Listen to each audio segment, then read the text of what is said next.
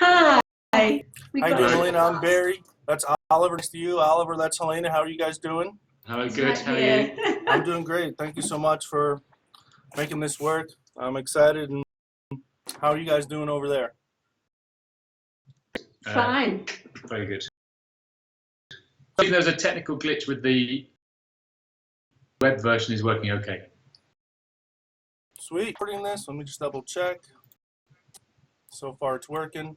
I'm not using headphones, but are you guys able to hear me okay? Oh, it's perfect. Wow. Excellent. Well, interview. I think you'll be our second to last interview. Chomsky in October. If more free. I think Right. he's more books than he is old, and he might be. So that's something. Hopefully that'll work out. But I'll just okay with you. Yes, please. That's fine. Oh, yes. Sorry, I just want to just. You'll presumably make this, and then you'll be sending it to me. You got it. Great.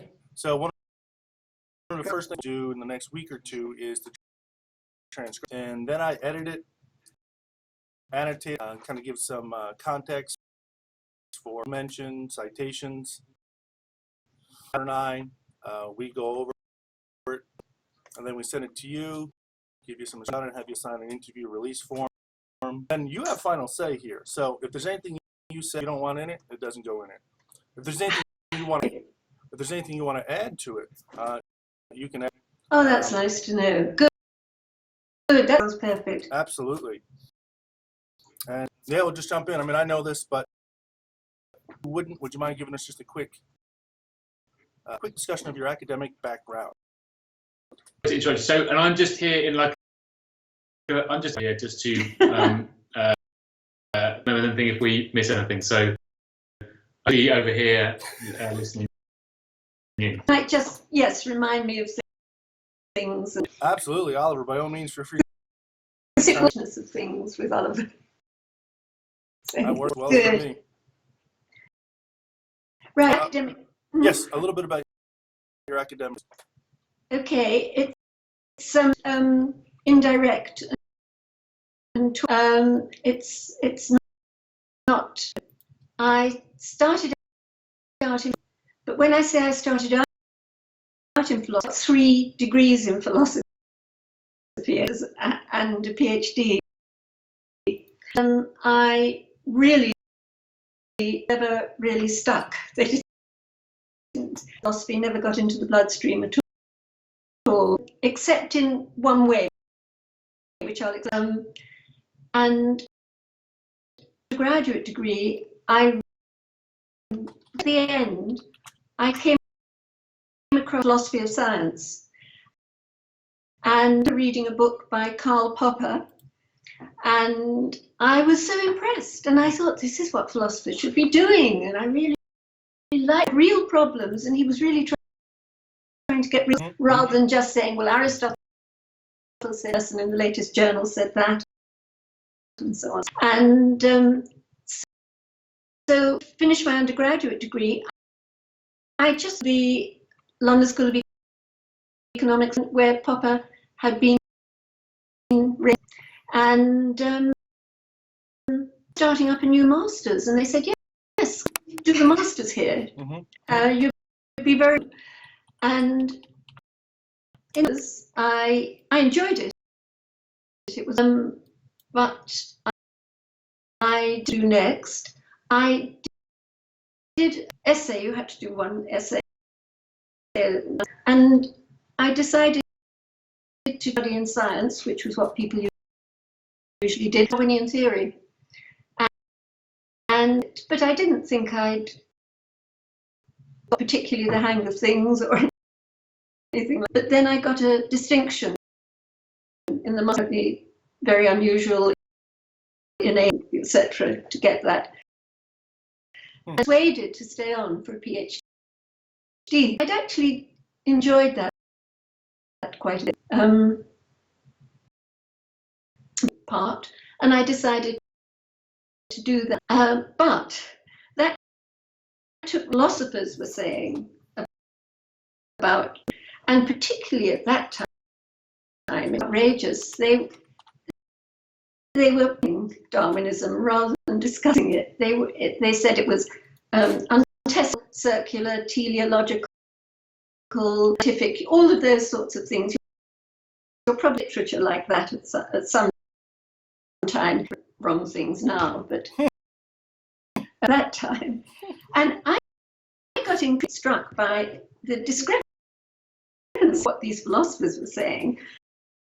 And I was reading more and more of the science itself. Just amazing. It was clearly progressive. It was taking huge steps, novel worlds that I was going. It was quite spectacular. So at some point doing my PhD, I did philosophy and concentrated on the science. And I did science really, so I just started teaching that. And I was doing partly history as well, as sort of what was called rational of history. It wasn't the way it was necessarily done. Historians didn't like either. So I was, but anyway, that's how I got, and that was a very. Who's your supervisor? Was it?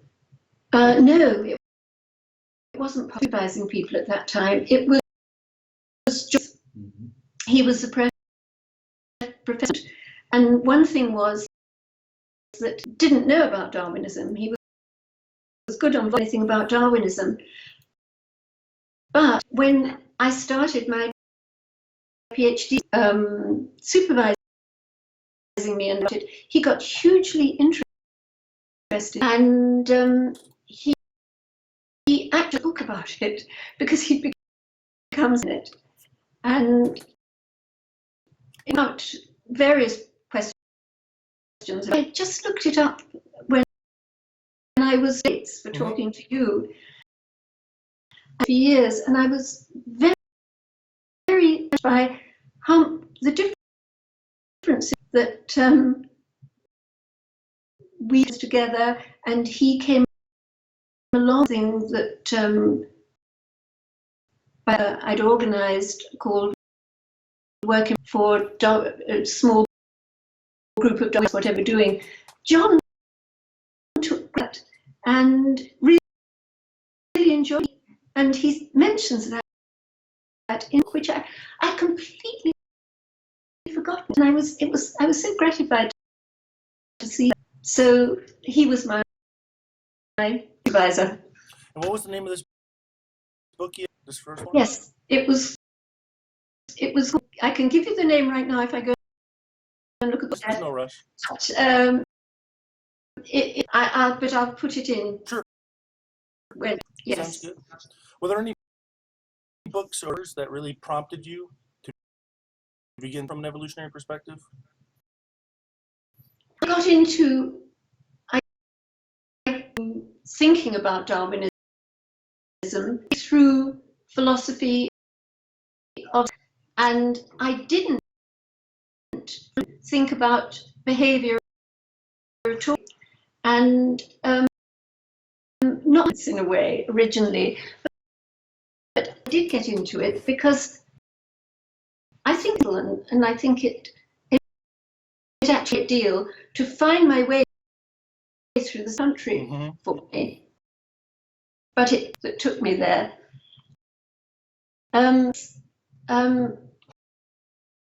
This way, the standard how science works, but still was induction. You observe, and you observe with no bias, no theory, and you gather up those observations, and then you generalize them into a theory. And Popper's whole thing was, no, you can't. For example, if I say to you, you would say, well, observe what? It's not possible to have some sort of best intention assumption, inclination, propensity, in order to the world at all, in order to at all. And all knowledge is theory impregnates, one way he put it, which is rather nice. It can be a very loose idea. It's theory to use any sort of assumption or inclination. And the thing about it is that it's actually logically to observe without a theory. Illustrated with that little test experiment in his lectures. It's actually, it's not just that we happen theories before we get any knowledge. It's logical. So all knowledge must be it. Right. So that's one thing. Mm-hmm. Then walking into I carried that with me, and looking at evolutionary theory. I'll just give you a few examples. You know that the notion of a blank slate empirically false, but logically, and it's just then of arguing against it. Then you empirically what happens instead? It appears to be a blank slate, or thing. It gives you a completely different, very strong heuristic to deal with that sort of. Put more generally, not just much more generally, all organisms in the world with innate quote sense, and they are the conditions, they're natural selection problems that have been, as we know, and those are the they all have when they come into the world.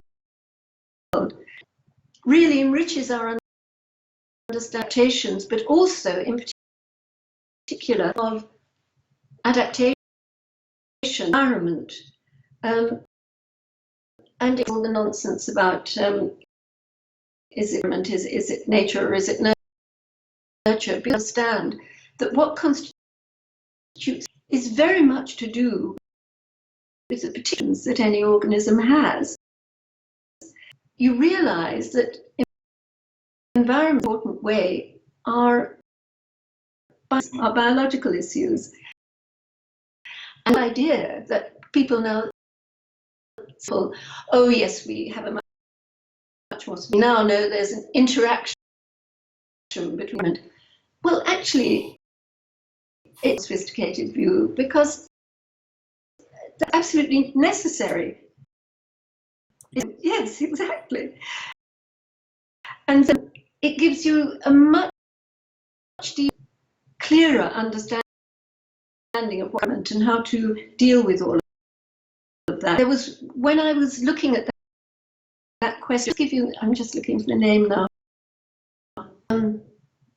Oh yes, yes. If you've heard of him, he was a Germanian ethologist in the 90s. He was called Jakob von. You probably haven't heard. I hadn't heard him, but how I came across this. But he wrote a very charming, insightful essay. Stroll through the worlds of animals and men, invisible worlds. Nice. Delightful. I'll put the details of that, of course. Up the image of dwelling inside its own. So he called it Umwelt, its own world, each species world. And then he said it's filled with which it alone knows that particular world. For example, when I was thinking of migratory birds, they're in the nest. Because they don't go with their parents or with anybody before. They go the very first time. And they've learnt to migrate. How to migrate? Learnt to look at the stars and to use them as though they've got the genetic on the one hand, stars on the other hand, stars into a compass for those stars, that's what people usually call completely separate from the bird. From the bird, in one sense, that birds without stars, just they will never breed,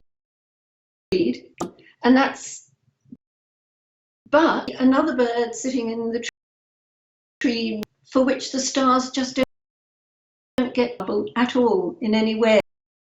So that it to see that people about things in that way, in the way done a priori from Popper. And another, I'll tell you that. Please. Think about it. The mathematician Paul said that a machine for turning coffees, which I thought was lovely at it. So here's, yes, that's right. And that for doing that exactly are machines for things, and they do that by grabbing resources, turning bits of what the whole world into specific they need for replication. So it helped me to think, and with those and heuristics, that's what helped me to see my way to behavior, which is I eventually got there, and to about humans, but that was much later. Mostly in your graduate school days? This was while I was doing my PhD, except it was just there was no teaching, it was just supervision. I was going to talk to him sometimes, and so really just books, reading and getting hold of people. Speaking of books,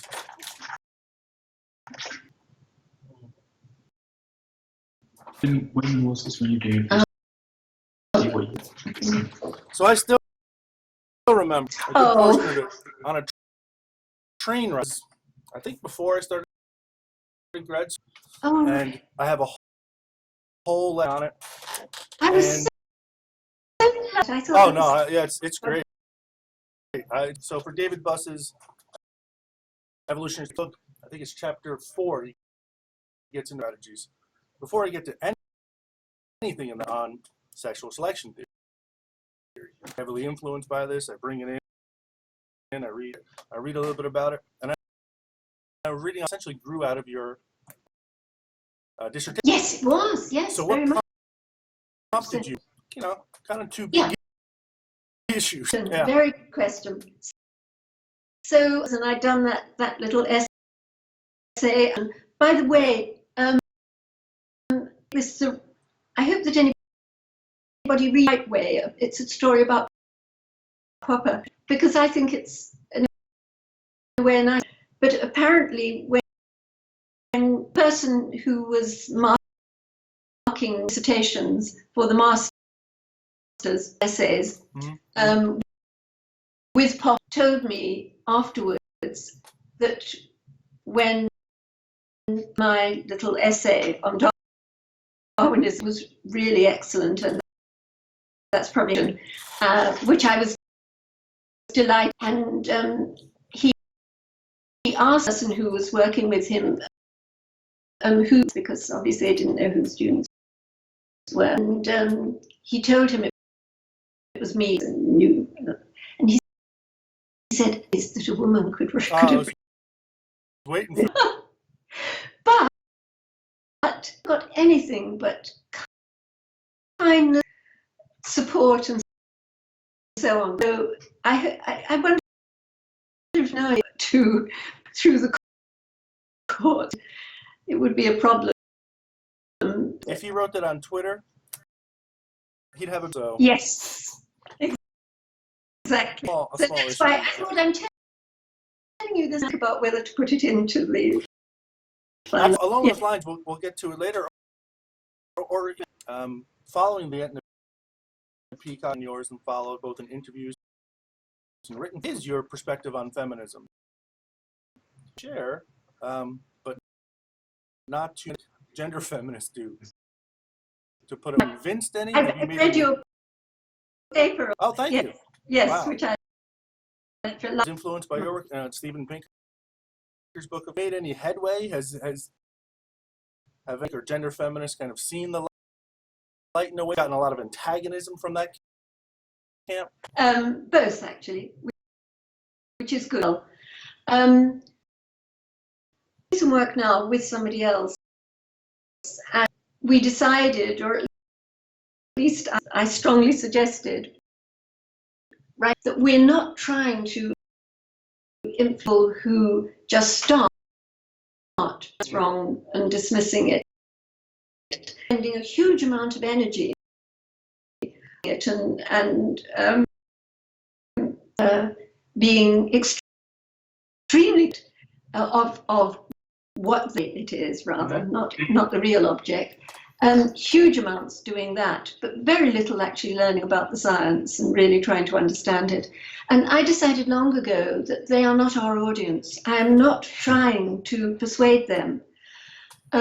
What we're trying to do in the work that we're doing now is to persuade people who are open-minded, who appreciate science, who good argument, decent use and understanding of statistics and so on, who might have come to it with all of those preconceptions, because what used to be just feminist views is now what we've called the conventional wisdom. It's very widely held by all sorts of institutions, including parliamentary reports and discussions and all sorts of institutions for science even. And so we're not trying to influence them. And on the whole, yes, I do have not very nice feedback from them. Nothing like the things that you mentioned, threats and harassment and that sort of thing. I mean, the threats are very minor anyway. But there is a kind of pattern that I've noticed, that I first noticed years ago in Ann Arbor, actually, when I gave a talk there, which is that there's a group of women who often sit together, and they at your talk, at a talk. At my talk, sorry, when I'm giving a talk. No, sorry, that's a different point. Okay, when I give talks, generally, I'll tell you about the Ann Arbor one in a minute. There's often a group, and these can be the public. It's not necessarily a university thing. It's very often large public talks. And there's often a group of women sitting, usually at the back. I don't know why it tends to be like that. And they are obviously these feminists. And they don't listen to what I say. And they very often purportedly ask questions, but actually make very ad hominem remarks about me and about what I've said and so on. The thing that happened in Ann Arbor that does happen more in not huge public gatherings, but afterwards when I've given smaller talks, is that often some men who are in the audience who haven't spoken come up to me quietly over the drinks and say, actually, I agreed with everything you said. I couldn't say that, but you could. Thank you for saying it. But more and more, also, I've started giving a few talks on the work we're doing now, and we are finding a much more open-minded view, where people actually, both in question time and afterwards, come up to us and say, that's amazing. I've never heard anybody say that before. That explains such a lot. Now I can really see it. And so it's worth doing it that way. Women saying it. Oh yes, both men and women. Sorry, that's not. That's why I tried to say in Ann Arbor it was a different point. This is both men and women do this, and that's terrific. And I don't know whether the women were those sort of feminists before, and we converted them just on the spot. I doubt it. But it's really very rewarding that people say, "Oh, I've just never seen it like that before." That makes such a. It sort of turned everything round. It makes such a difference. I just want to add that the way I talked to Helena about it before is that the hardcore feminists are not your problem.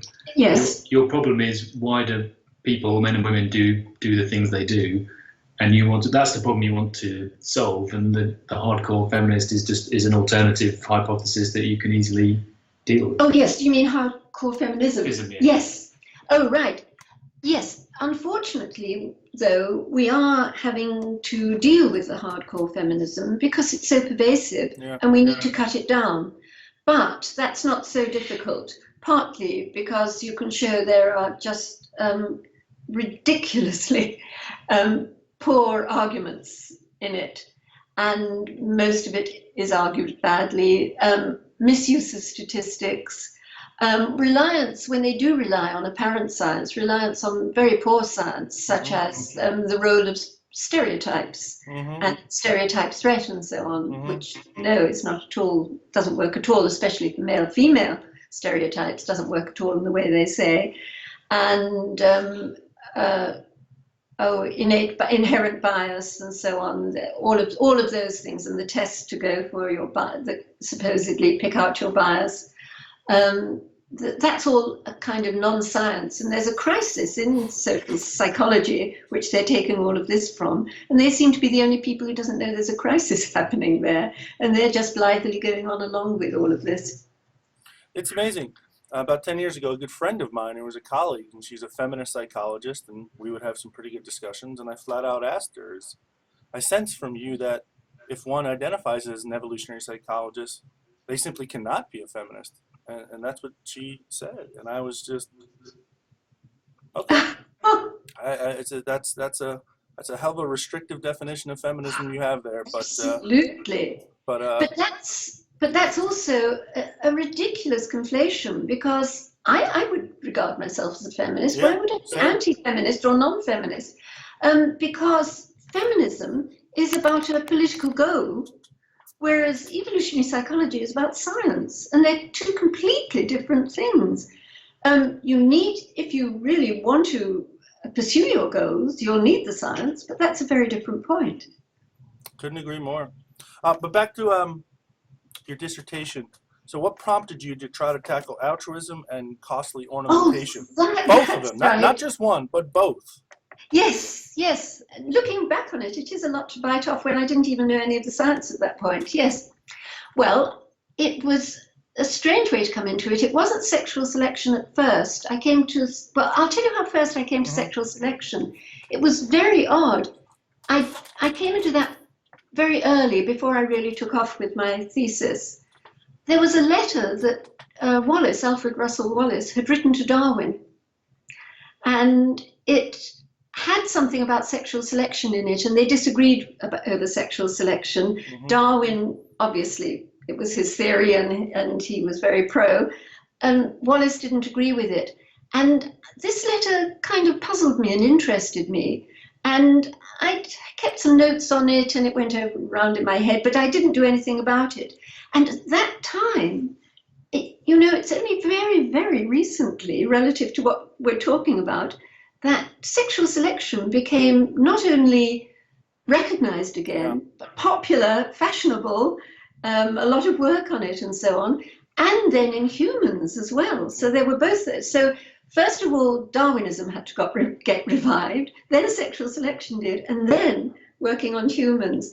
And none of that had happened when I'd started my PhD, but it did seem to me that wasn't a properly solved problem yet. Darwin had had a problem. Give me a time frame for when you started. Yes, well, when I did my master's. I'm so bad at these things. No, that one I remember. Yes, because it was the year I got married, which was 1966. So I always remember that. So I got it in. So I got in the late 60s. This is prior to parental investment theory. This is early. Yeah, absolutely. And so I really had very, very little to go on. But one thing I had to go on was another problem in Darwinian theory, which was, I'll just see if I can find the name and so on here. I did have that. Yeah, here it is. There was a book that everybody was talking about that had been published in 1962, but came out again in paperback around that time that I was talking about, or a bit later on. And it was by somebody called Wynne Edwards. And it was called Animal Dispersion in Relation to Social Behavior. And it was a group selectionist tract, as you probably know. And so I wasn't originally brought into looking at behavior by somebody who was right about it, but by somebody who was deeply wrong. And I could tell that it was deeply wrong, although I didn't quite have the tools to know how, apart from my general, that a priori understanding that I told you about. This book was a thick book. It was 650 pages long and a very small font. And it must have been really highly influential for it to be, I'm talking now, I can't remember how it was regarded then, but looking back, I think it must have been highly influential to have been republished in paperback soon afterwards and so on. And that was still part of that huge confusion that was still reigning, even though the modern synthesis, so-called modern synthesis, had arrived. But since Darwin, soon after Darwin died, his theory was in the doldrums. People weren't Darwinians for a century. I'm loving this. I'm reliving your book here. Keep going. This is fantastic. Right. I'm loving this. Well, good. Yes, you probably remember this better than I do, background. But so I felt this was desperately wrong, this book, but I didn't quite have the tools for looking at it. And anyway, we were doing other things. Aubrey, my husband, and I, we were doing other things, and we lived in Indonesia for a while, and we lived in Ann Arbor for a year, actually, although I was doing some work there. And but what then influenced me was that I read The Selfish Gene, and that set out the understanding, exactly what I'd been looking for, that gene-centered adaptationist, which is exactly what I got a priori from Popper. There it was, right in the middle of the science, the right science, and it was the logic that I'd learned from scientific method, and it was the logic of natural selection. And then I felt, now I can write my thesis, and I can deal with Wynne Edwards, which is basically the way I thought of it then. I hadn't thought of altruism in a much bigger way at the beginning. And also, why didn't I then also pick up this sexual selection problem? Because these two, they didn't have much in common. Well, nothing particularly in common, but I could make them in common as two problems that hadn't really been solved in Darwin's time. And now, glorious, wonderful solutions to them. And so that's how I got to do it. And and then also you asked, yes, okay, no, there was a question about who were your key supporters during that time. But did you want to ask something else first? Well, actually, one thing. I mean, I'm loving this. I wish I had scheduled for more. What we got? Unfortunately, I had like 20 minutes before I had to teach. Oh, right. Although I'll tell you what, I might have the TA be like, kill 15 minutes, figure something out. So, because I don't want this to end. But a couple things I definitely want to get your take on. So, Robert King and I interviewed Dan Dennett, I think it was in the summer. And he hasn't yet to approve his transcript. It was like a 2.5-hour interview. We're still plotting. Oh, I saw he'd done a very long one. Yeah, yes. But he mentioned you.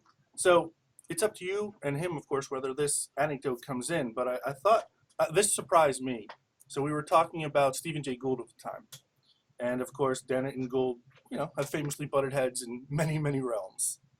And The Ant and the Peacock and Gould's review of it came up. That's right. I'd forgotten about that. And the way Dennett tells it, and again, that was magnificent. It doesn't have to go anywhere if you don't want to go anywhere. he was saying, and he was talking with Steve about this, that the way Dennett tells it, I think I have it right here actually. Gould asks him, "Hey, have you read The Ant and the Peacock?" And Dennett says, "No. Why do you ask?" And he says, "Well, did you see the review that I did? I'm gonna trash it in the New York Review of Books." And then Dennett says, "Why?"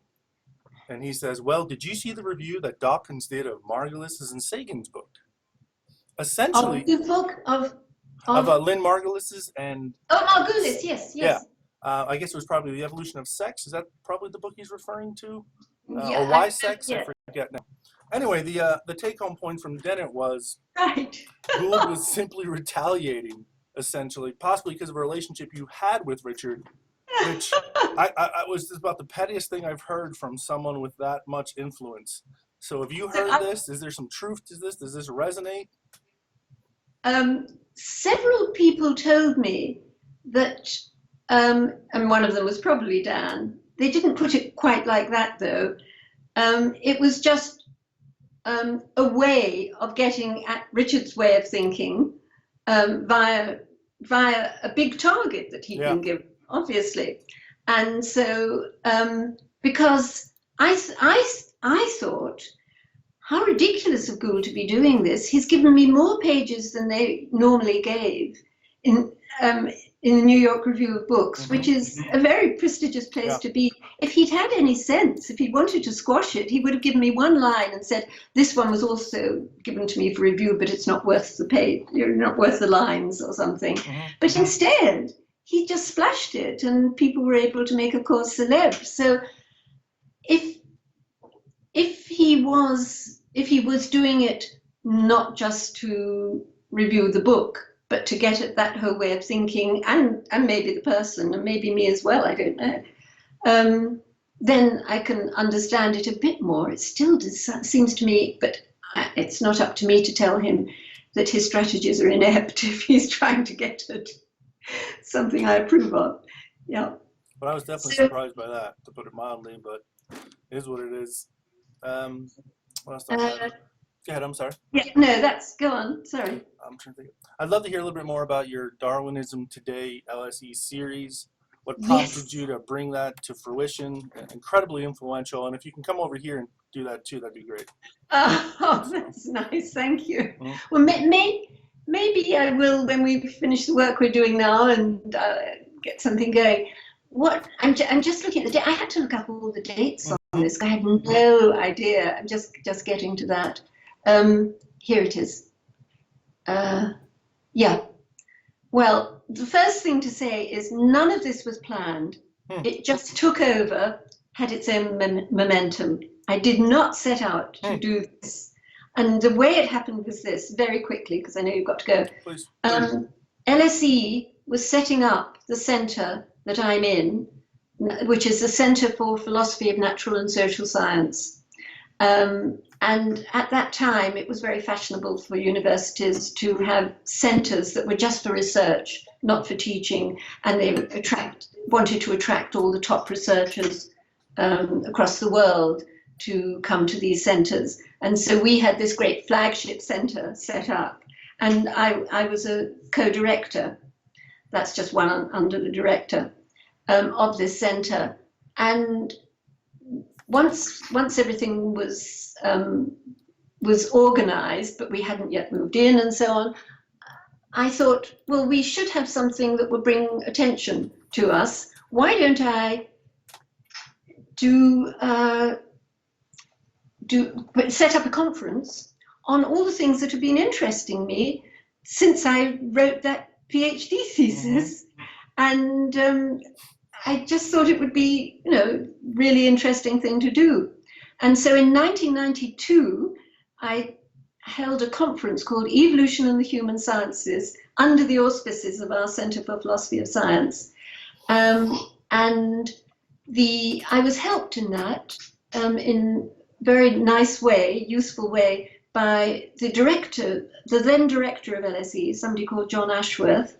And he was married to the editor of the Times Higher Education Supplement, and Oriel Stevens. And John said to Oriel, why don't you, because it was good for LSE, of course, he was a new director of LSE. Mm-hmm. Oriel, why don't you get an exclusive on this, or not exactly an exclusive, but why don't you be the backer, the main backer for this? And then it would be good for the Times Higher Education Supplement, it would be good for LSE, and it would be good for this new centre. I didn't care about any of that. It was good for Darwinism, is what I felt. And it was amazing, that conference. I can't remember how many days it was, 4 days or something. I don't even remember, but just everybody was there. And the thing that really struck me is that there were a lot of Americans, a very high proportion of Americans, and they hadn't yet met one another. I remember John and Leda saying they'd never met half the people they'd corresponded with and knew their papers and so on. And I remember several Americans saying this to me and saying, this is wonderful, we're finally meeting everyone. Now we'll be able to be more in touch. So it shows even in 1992, it was still all very inchoate and new and unstructured. And anyway, that went well. I then had a huge mailing list of people who were, hundreds of people, and some of them were in England and in London. And so I thought, well, I'll start some Darwin seminars, because by that time we'd moved into our beautiful new building for our centre, and I wanted to initiate it. Again, we needed something that was going to make a splash there.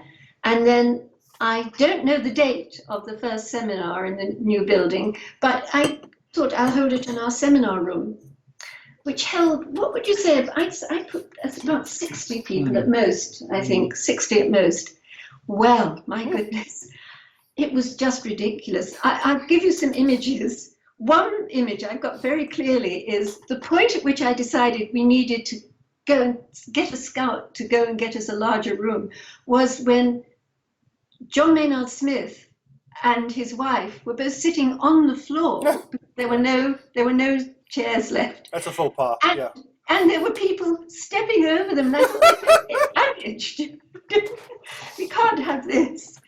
And so I actually went out into the corridor, because I thought at first I'd go and find a room, and then I realized I had to delegate.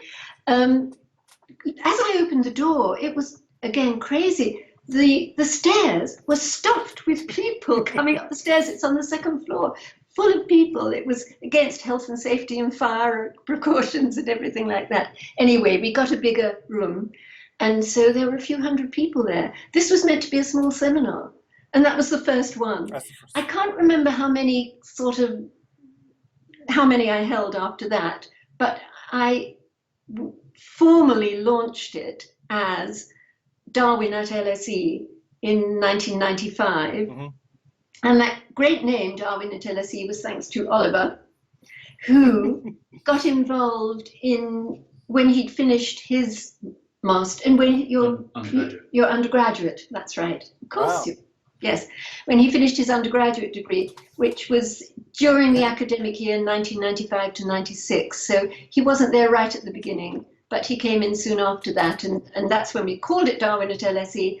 And it became this huge thing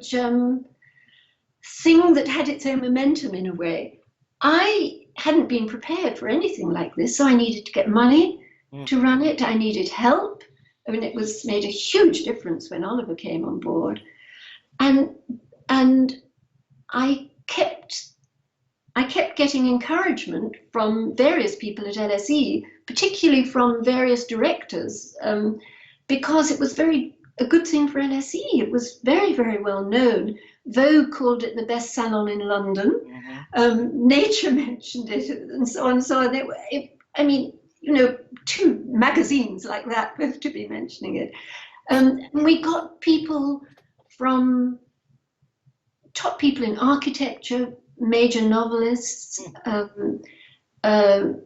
artists, sculptors, people, all sorts of people, and people in the social sciences, people in the natural sciences. And I remember sitting with somebody from Penguin. He was an editor at Penguin in one of the early seminars, and he looked at the rows we were in, and near the front, And he said, do you realise that if a bomb dropped on this now, about half the Royal Society and half the British Academy would be bombed out, would disappear. And it was like that. Yeah. But also, it was undergraduates, it was people off the street, it was just everybody. And it was very good because we always stopped in the middle for tea. We sometimes had 3 speakers and would stop in the middle for tea where people would talk, and then stop at the end for drinks. And then we'd have dinners. Oliver reminded me, we'd have dinners for a small subgroup of about 80. So it went on like that. So that was the first series of events, ran from 1995 to 1998. And I just listed a few examples. We had talks by John Maynard Smith, Bob Trivers, John Tooby, Lida Cosmides, Stephen Pinker, Martin Daly, Margot Wilson, Matt Ridley, Dan Dennett, Peter Singer, Paul Ekman, and David Buss. And that was just a few in the first series. That wasn't all of them by any means. In the second series, yes, sorry. Have you got George Williams and Hamilton in there? Didn't they? No, I mean, I just said these were a few of the people. I just took this off.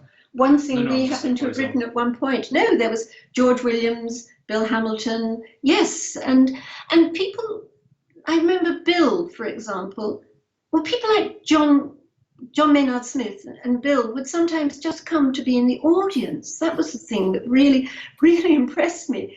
These super big names, they would just come along of their own bat to be in the audience as well. And that was really so supportive, and that was just marvelous. But you can imagine it got too much. And so we sort of temporarily put a moratorium on it and started a second series in 2005. But that was, again, very short because didn't get enough. I needed financial support and so on. But what we did, and then we did a celebration of 30 years of The Selfish Gene, which was really nice, with Dan Dennett, John Krebs, Matt Ridley, Ian McEwan, and Richard on the platform. And the chair was Melvin Bragg, whom you probably haven't heard of, but he's the most marvelous, what would you call him? He's presenter and broadcaster, and he really loves the science, and he was incredibly supportive. Just having him as chair would attract people, and he was always very, very supportive as well.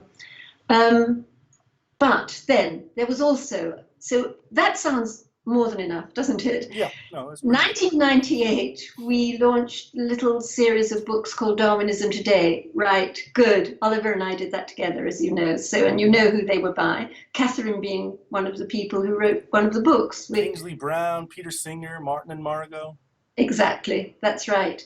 And John Maynard Smith did one. And those books have been translated, I've got it here, Danish, Dutch, French, Greek, Hebrew, Italian, Japanese, Portuguese, and Spanish. You just need to translate it into feminism, and we'll be great. We just have to get it across. Said. We got to well get that said. going. And then there was you're almost like you're just like an accidental coalacer and unifier. I don't know if that was your intention, but it seems to have been something you did. Well, it wasn't my intention to have such a grand thing. Yeah. It was my intention to just do small normal seminars, and that they would do that. Those seminars would do that. But of course it became worldwide as well. I remember one morning coming into my office, and there was a phone call from Australia where the people said, could you please tell us your program for the coming year, what you're going to have on? Because we're from science television in Australia, and we want to come when you've got on the people we want to hear and so on. And of course, I had no idea. I mean, I had no idea what was going to happen that year and so on. But that's the sort of calls that I got all the time. So that's, when you say unifier, that sort of thing was happening, but it wasn't because I planned it. It was because people started coming to me, and it just had its own momentum. It was kind of unstoppable, which is why we had to put a moratorium on it, because it wouldn't have stopped by itself. I'm sorry, I cut you off before. So how did the salon lead to the evolution and origin, if you will, of the Darwinism Today series? Why did we decide to do the book series originally? I can't remember. I think we just realised we had Good a lot stuff. of good content.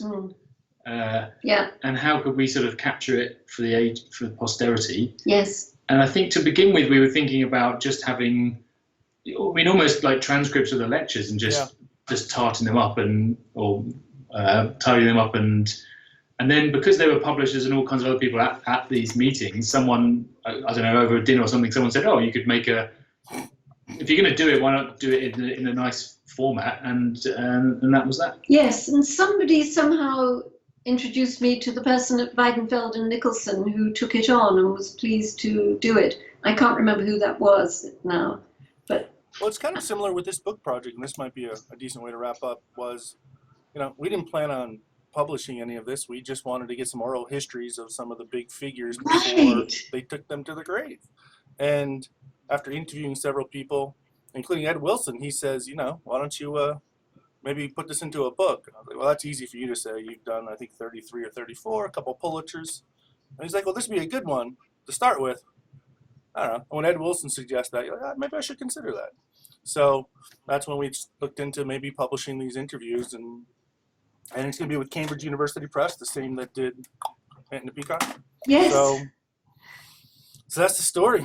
So I'm trying to think if there's anything else I want to hit right before I head to class here. I don't know. This has been great. Well, I'll leave it up to you. We've covered most of the important ones for me. Oliver, you can think of anything we should cover or anything else you wanted to chat about, Helena? Well, go on. On the list, just scroll down your... Yes, but there are all things about... Okay.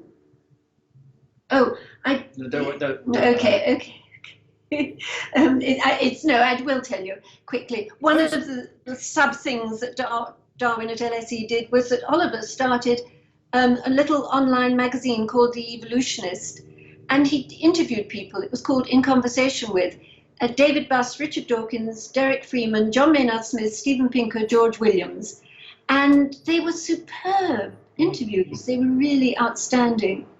And that was I just invented that as an excuse for me to get to talk to these people for an hour. It's fantastic. How do you think I got here? So yeah. I know it well. Right. The other thing is about feminism and evolutionary biology. We've talked about that to some extent, and anyway, a lot of that's out there in the world that I'm saying now. Well, here's one, and like I said, if I have to run to my TA and tell them to kill some time, I'll do that. Anything you would write differently, for example, in The Ant and the Peacock? Anything you would update, change, delete, add? Well, not really. Sorry, were you looking for something I was going to... No, you just carry on. I'm going to see if there's any other bits we talked about. Oh, I see. Okay. Not really. The one thing I do feel, it's not something that I would rewrite. Well, first of all, with Ant and Peacock, it's just wonderful how the science has made progress since then. And of course, it would look so different if it were written now. Yeah. But there's no point rewriting that book now. One should take on writing about sexual selection or altruism and what's happened and the developments and so on. So to rewrite that book now would make no sense. Even to put an addendum on a sort of update would make no sense, because it's all, so much has happened since then. Mm-hmm. I have had such an unusual career trajectory that I've written very little, I've published very little. There is just one thing that I wouldn't go back to, but I wish that others would explore more and develop and see what's worthwhile in it.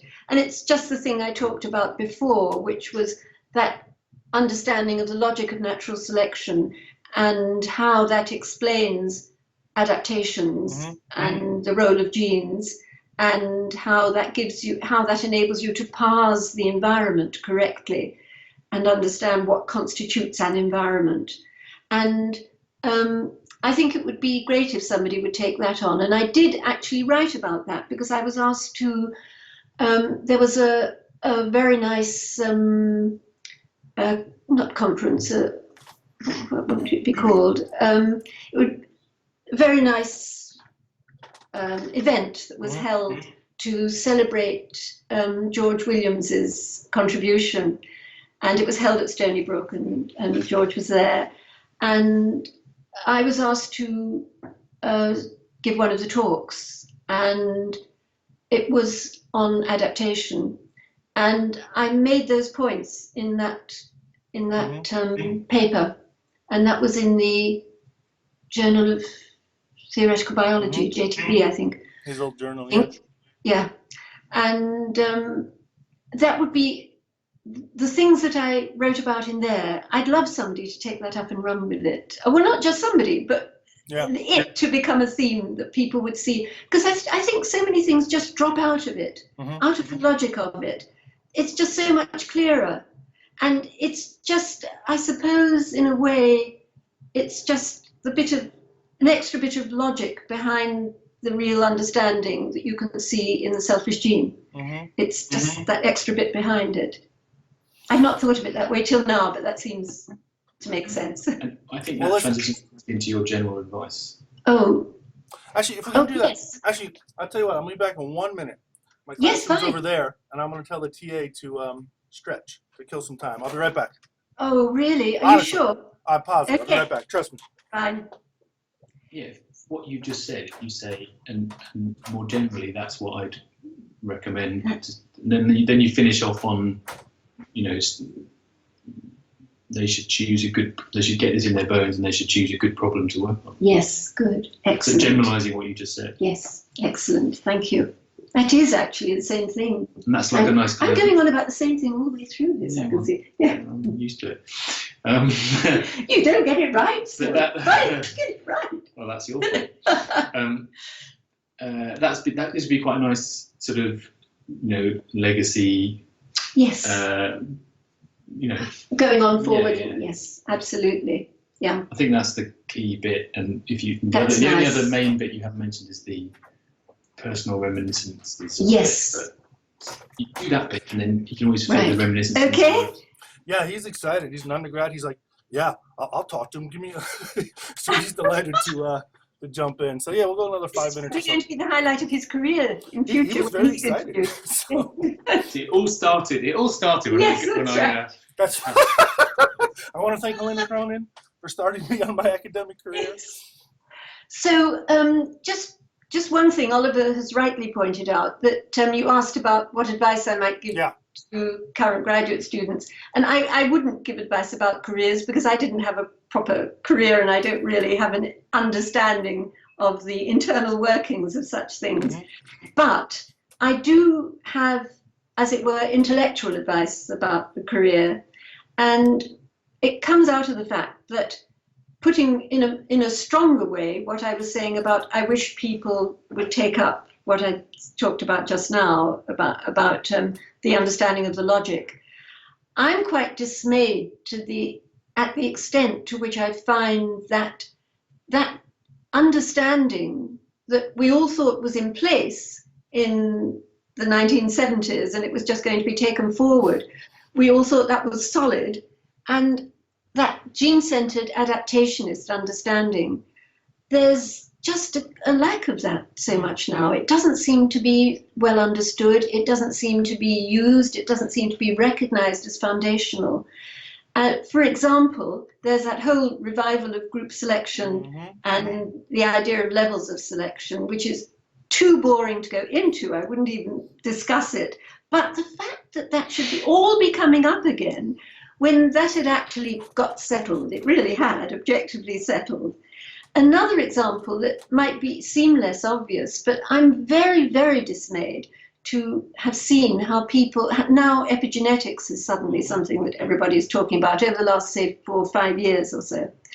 And it's widely viewed as undermining Darwinism. It's widely viewed as directly contradicting what anybody who holds a proper Darwinian view would say, and that it actually properly vindicates Lamarck. It actually is that very long overdue recognition. Yeah. Let's let Lamarck in again, open the front door to him and let him in. Here he is. He can explain this, Darwin can't.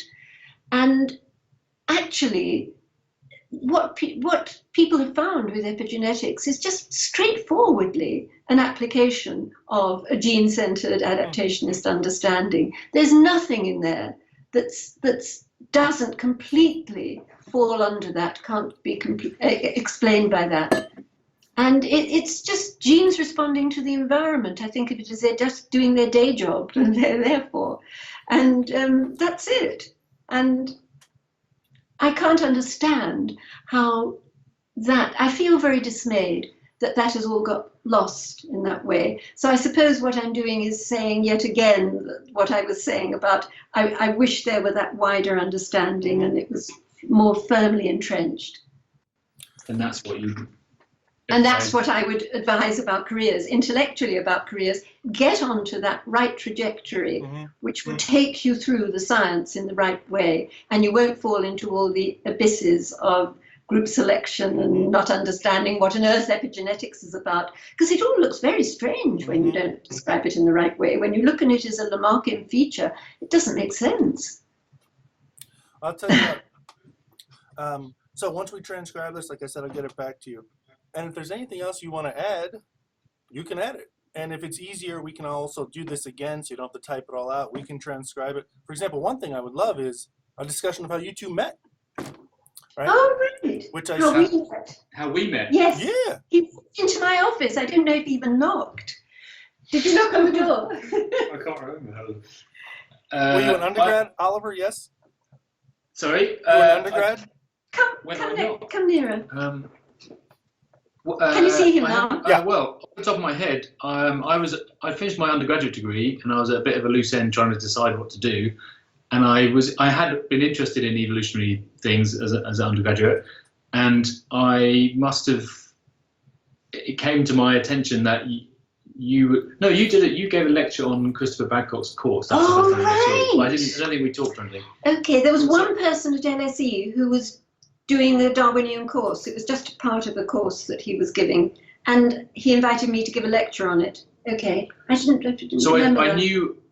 I knew of Helena as someone who was doing something evolutionary, and after my degree, I didn't really know what I was going to do, and I thought I was going to do science journalism. So I went to see Helena just to career advice. to talk. Well, yeah, just to talk. I don't know really, just to talk about evolutionary things and whether there's any opportunities to write about evolutionary things. And she was running these lectures, and I thought, well, I could get involved in these lectures, and I'd have something to write about, or I get to meet these people, and it could be a bit of time to think about what I wanted to do. And she corrupted my mind, and I'm still here. That's fantastic. Yes. And you just ended up at the same place, working alongside? Yeah. Worked out pretty well. But Oliver, well, you then went and did the masters and your PhD. He was just a fresh out of graduate. Well, so I was doing bits of journal time, and I ended up a sub-editor of the New Scientist. But that's how we ended up working together, because I was basically editing we were both editing it, but my role was editing the Darwinism Today books and the other, and the Demos, which I haven't talked about. I can write that to you.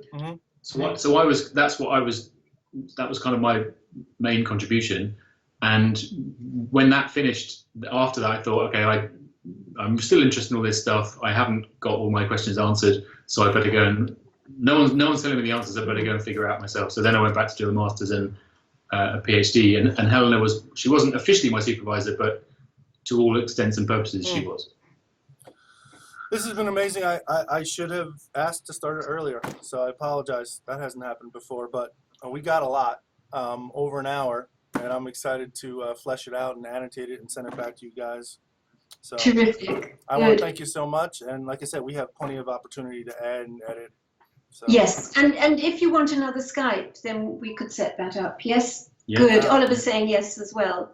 So we could do that at some point. You should, if there'd be. Yes, there are some other things that some ideas I'd put together just to answer your questions, because I've thought about the questions, so I just. And I want to hear more about the current research. So how about I email you guys, and if you're okay with it, I mean, I don't want to take up too much time. I'm delighted to do this again. Yes, you will. Good, excellent. So you'll give us some dates and times, and we'll tell you what we can It'll do. probably be this evening. I have classes till like 7, but I'll email you probably this evening, and we'll have another chat.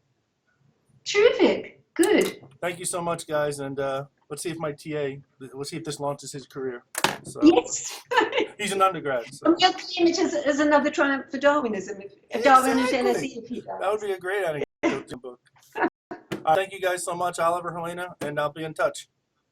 Pleasure. Bye-bye. Good. Bye. Have a good one, guys.